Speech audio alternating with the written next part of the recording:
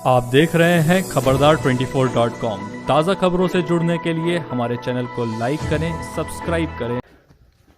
हमारी जंग, कांग्रेस की जंग पहले भी देश को आजाद कराने की थी और आज भी आजाद कराने की है।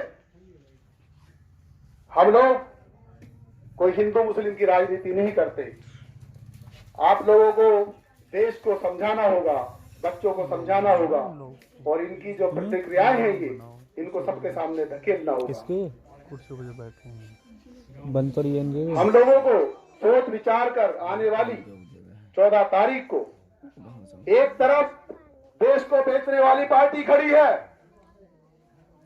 बच्चों को गुलामी के शिकंजे में जकड़वाने के लिए, और एक तरफ कांग्रेस खड़ी है इनको इनका हक दिलवाने के लिए।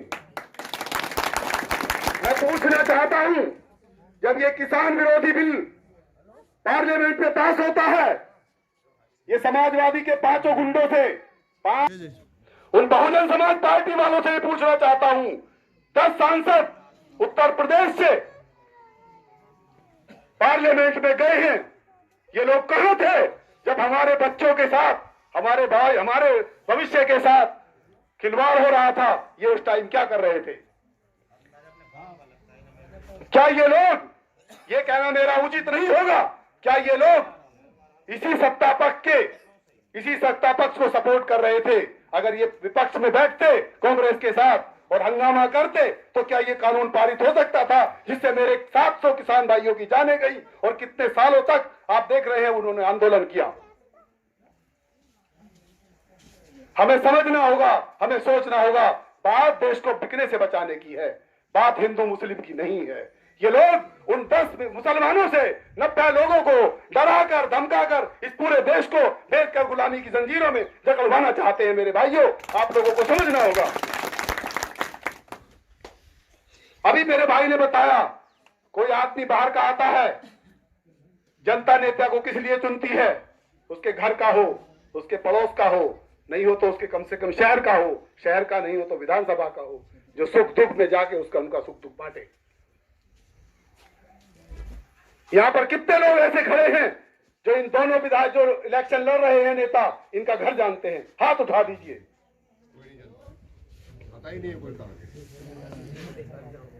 आप लोगों को कल को काम पड़ेगा तो आप लोग किसके यहां फरियाद करेंगे?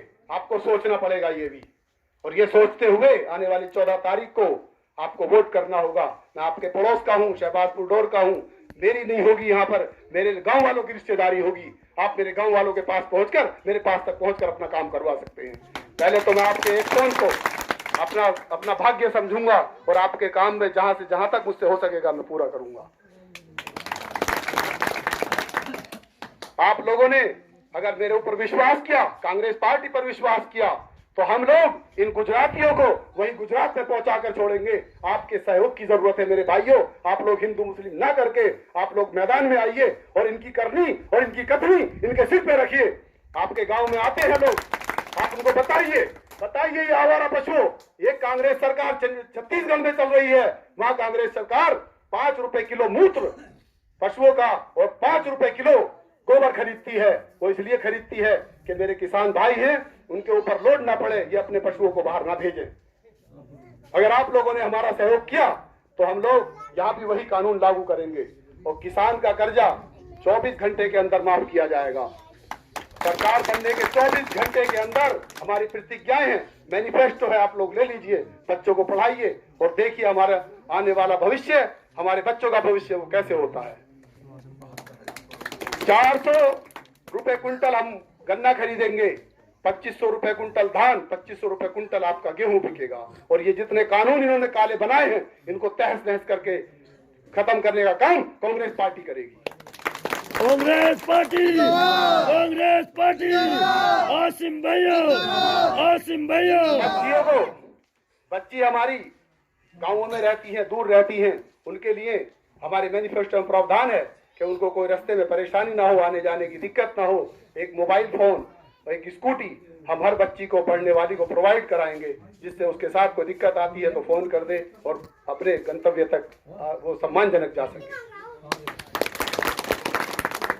इन गुजरातियों ने, इन लोगों ने जो 20 लाख नौकरियां इसलिए रोकी हुई हैं कि वो प्राइवेट लोगों के हाथों में देकर संस्थाओं को, आपको पता होगा कि 20 लाख पोस्ट थे, 30 लाख भर्तियां पूरे यूपी उत्तर प्रदेश में खाली हैं। हम लोग जैसे ही आते हैं हम लोग उनको भरने का काम करेंगे और हर पढ़ा लिखा रोजगार से वंचित नहीं होगा, रोजगार मिलेगा उसको।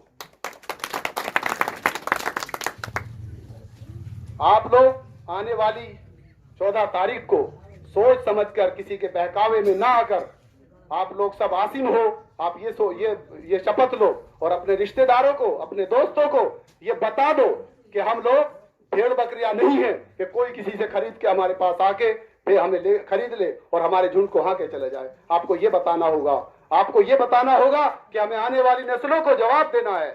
आने वाली नस्लें आपसे सवाल करेंगी कि आपको वोट का हक था तो आपने उस पार्टी को वोट क्यों नहीं किया जो हमारे भविष्य की बात करती थी, हिंदुस्तान के भविष्य की बात करती थी। ये भी आपको जवाब देना होगा, आपको ये भी जवाब देना होगा। भाई साहब ने बताया हाथरस में, बताइए अगर प्रियंका गांधी जी वहां नहीं जाती तो क्या उन लोगों की रिपोर्ट होती? उन्होंने डंडे खाए, लाठियां खाई और वो बीच में रही। मुसलमान भाइयों की अगर यहाँ कुछ लोग हों वो भी सुन ले कि उनका बाग लखनऊ में उनकी बहन बेटियां सब रोडों पर थी। इन दोनों पार्टियों के किसी नेता तो नेता, एक कुत्ते ने आके उनका संरक्षण नहीं किया। आई तो आई प्रियंका गांधी जी। आप देखिए, आप लोगों को समझना होगा, मैं किसी कौम की या किसी इदारे की बात नहीं करता हूं। समाजवादी पार्टी या बहुजन समाज पार्टी, समाजवादी पार्टी को आप लोगों ने विपक्ष का नेता भी बनाया है, मुख्यमंत्री भी बनाया है। आप मुझे बता दीजिए कितनी नौकरियां यादवों के अलावा आपको मिली हैं।